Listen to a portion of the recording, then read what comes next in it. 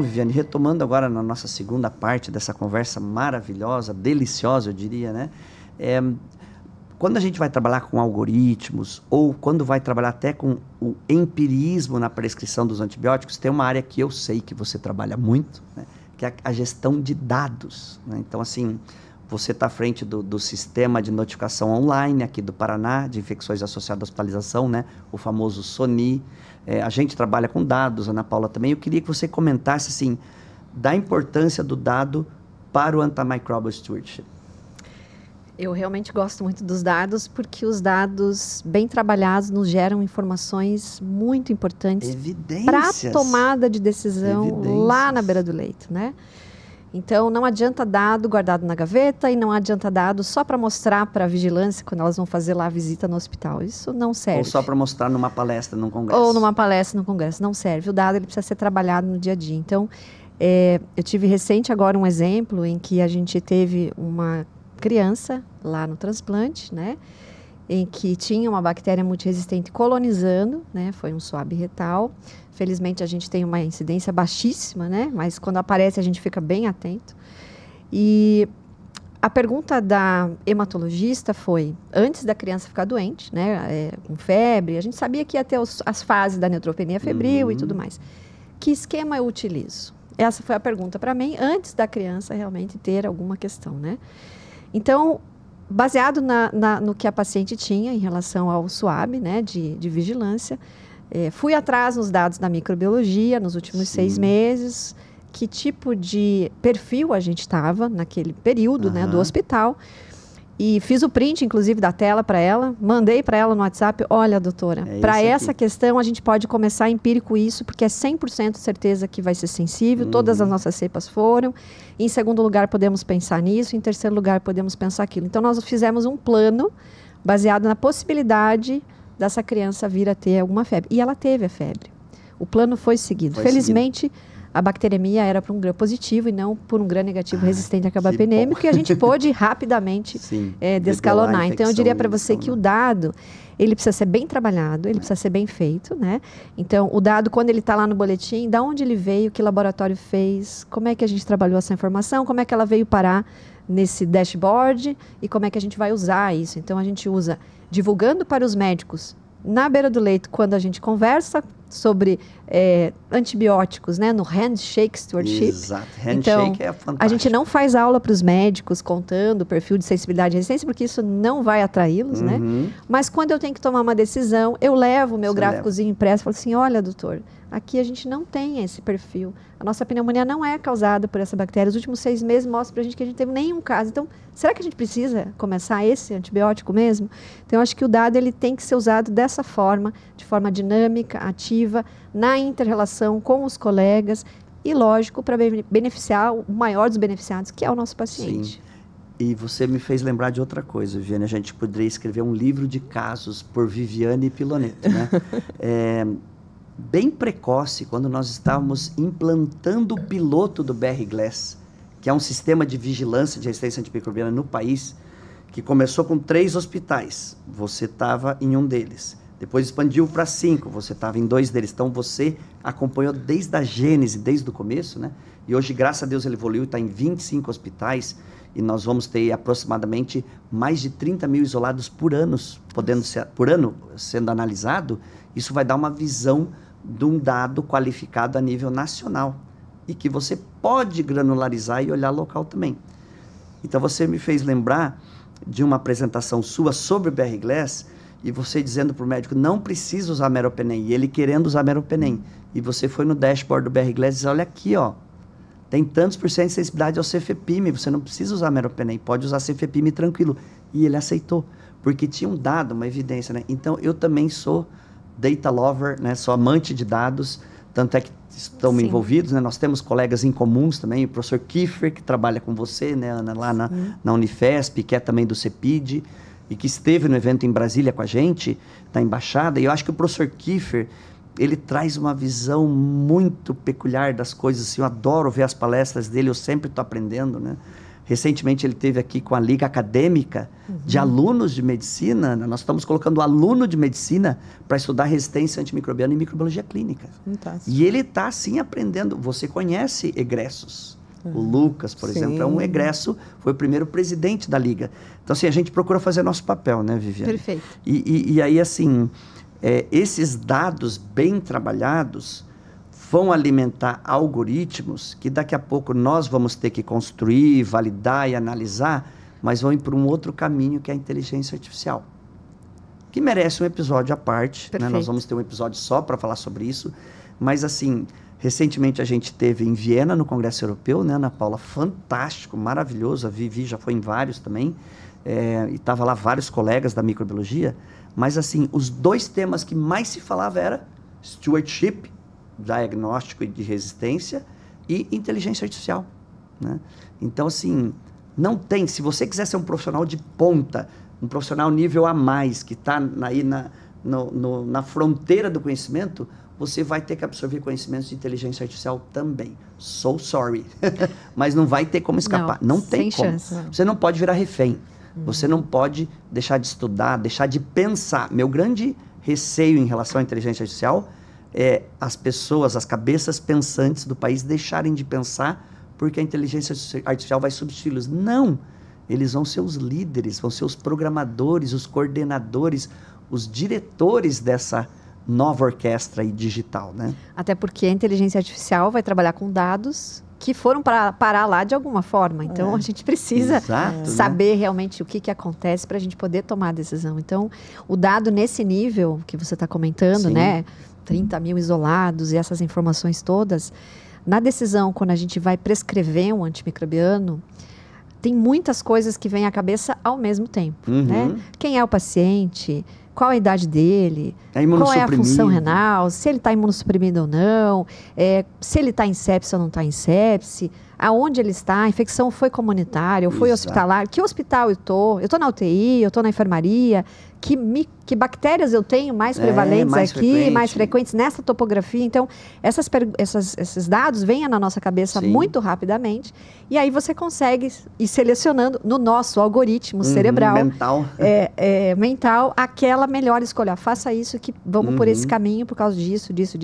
Mas é uma série de situações e uma série de conhecimentos que a gente precisa realmente gerar para fazer isso. Então, ter os dados microbiológicos nesse nível, nesse tamanho de amostra, vai nos ajudar também nas escolhas empíricas em situações em que você não está com toda a informação lá na sua frente. Né? E não atualizada na velocidade que você gostaria. Né? Você leu, e eu sei que você não lê só, você estuda o relatório da CCH do teu hospital e você sabe exatamente, mas às vezes o relatório é do semestre passado e nesse semestre agora você teve um surto de NDM e a NDM está predominando e não é mais a KPC, pelo menos naquela clínica ou naquela enfermaria.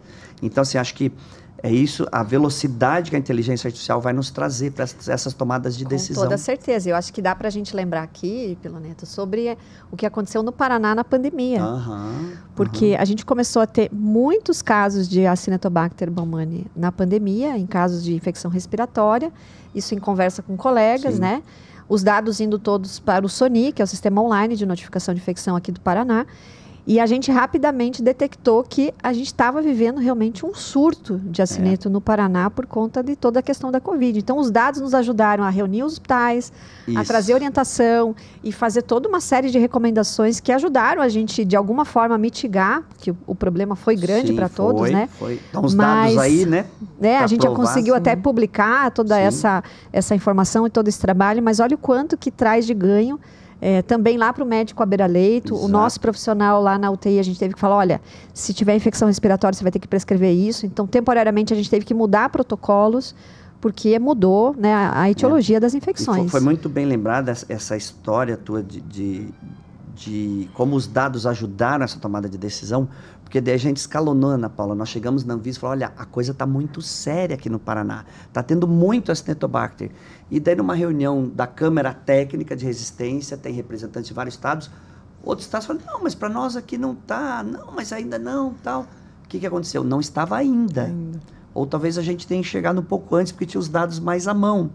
Quando a gente escalonou isso e conversou com a Anvisa e fizemos uma nota técnica, aí um outro colega como o nosso, André Dói, escreveu da parte laboratorial, o professor Jorge Sampaio revisou e contribuiu muito com a parte de tratamento, porque tem aquela eterna coisa, né? Mas não está no BRCast, o que eu faço agora? Ou no BRCast, né? Então aí a gente discutiu isso e fez uma nota técnica muito completa, mas tudo começou por quê? A CCH e o laboratório viram que a coisa estava muito acima do que era esperado, né? Então foi a gente que ligou esse alerta. Através do gerenciamento de dados. E aí, se a gente somar o gerenciamento de dados com a inteligência artificial, cria-se algoritmos que podem ajudar não só os médicos no ambiente hospitalar, como na comunidade. O paciente que está lá num posto de saúde, que ele tem um aplicativo na mão, que ele consegue fazer uma consulta através do perfil epidemiológico da região que ele atende. Georreferenciamento. Já coloca ali qual é o antibiótico que ele pode prescrever através. É mulher, é gestante, e aí vai criando-se algoritmos que facilitem a prescrição. Ele vai customizando, quer dizer, acaba sendo uma prescrição empírica, mas muito mais customizada para aquele paciente específico, né? Exato. E você falou uma coisa, Ana Paula, que quando a gente fala de resistência antimicrobiana, né? Por que o uso racional de diagnóstico está sendo tão debatido? Porque a resistência está muito preocupante. Por que o uso racional de antimicrobianos está sendo tão debatido? Nós estamos falando isso porque a resistência está avançando muito. Então, assim, essas ferramentas, né, elas são além do hospital. Então, você me traz uma lembrança que, assim, eu fui por muitos anos um indivíduo hospitalocêntrico. O que é isso, né, para quem está nos ouvindo aí?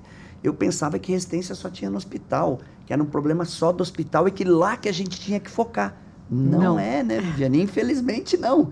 A gente tem que dar conta do hospital, mas o consumo de antibióticos na comunidade é muito maior que no hospital.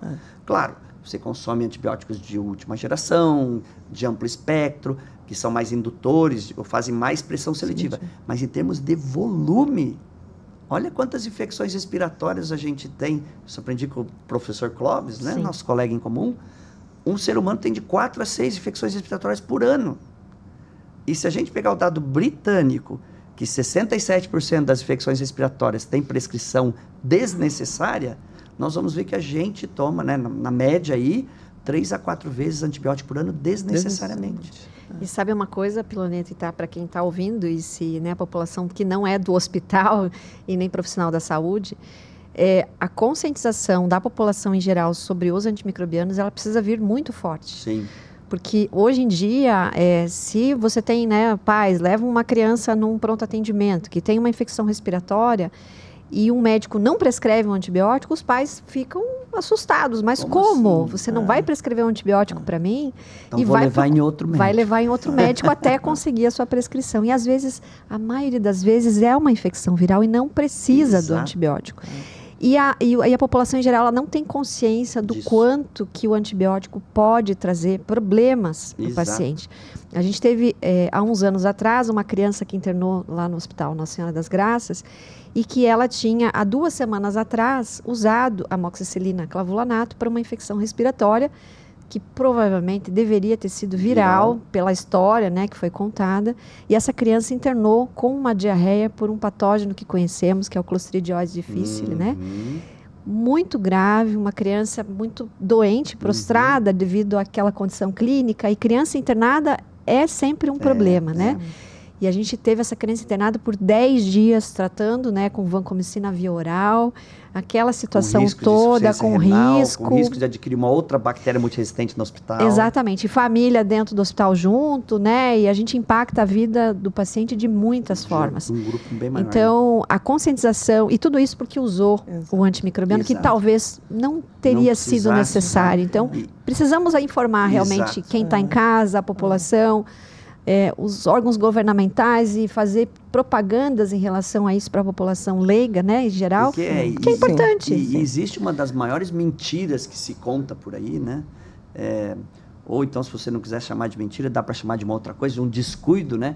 Que é uma frase que diz assim: não, eu vou dar um antibiótico porque se for bactéria ele vai matar e se for vírus não vai fazer nada. Olha o exemplo. Só que não, né? Então, assim, Você toma um antibiótico para tratar uma infecção respiratória, no teu trato respiratório, se é vírus, ele não faz nada, mas na tua microbiota, especialmente a intestinal, que é riquíssima, diversificada e precisa ser assim, ela destruiu toda a microbiota e só ficou o bandido, né? O Clostridioides ficou ali e expandiu. E esse é um caso clássico de uma complicação grave, que é a terceira causa de óbito nos Estados Unidos, o Clostridioides, por bactérias multiresistentes, pelo uso inadequado de antibióticos.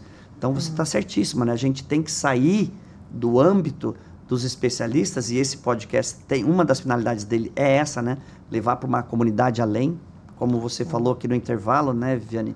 A gente precisa deixar de falar só um para os outros, ou para dar aula para os nossos colegas de congresso, precisa chegar nos médicos na ponta, nos microbiologistas do interior, nos controladores de infecção das cidades menores, para que eles entendam o que a gente está falando e dê a devida importância, e na comunidade também. O combate à resistência antimicrobiana, ela é multifacetada. Sim. E a abordagem na comunidade e a linguagem de levar essas terminologias, as palavras são difíceis para a comunidade. São complexas. Então, há todo um trabalho para ser feito. O CEPID-Ares, por exemplo, está atuando dentro desse sentido, na disseminação desse conhecimento, no descarte adequado dos antimicrobianos, que a gente não pode jogar num lixo comum. Não, mas eu joguei na privada, doutora. Pois é. Vai para onde? Você levar para o meio ambiente, contamina o solo, e ali a gente tem bactérias suscetíveis, vão entrar em contato com esse antibiótico e vai desenvolver a resistência, que depois isso cai na água e vai contaminar a criança que está ali descalço, pisa naquela água com um corte no pé. Então, é toda uma cadeia, é um ciclo tratado One Health, como uma única só saúde, que é como a gente tem que enfrentar mesmo, encarar o combate da resistência antimicrobiana. E assim, né, Ana, eu aprendi com os britânicos isso, né? A questão da resistência antimicrobiana, ela é tão complexa, é tão multifacetada, diversificada, que quando você pinta o cenário, cria o que a gente chama de um horrorendograma, eles deram esse nome. Por quê? É uma coisa super complexa.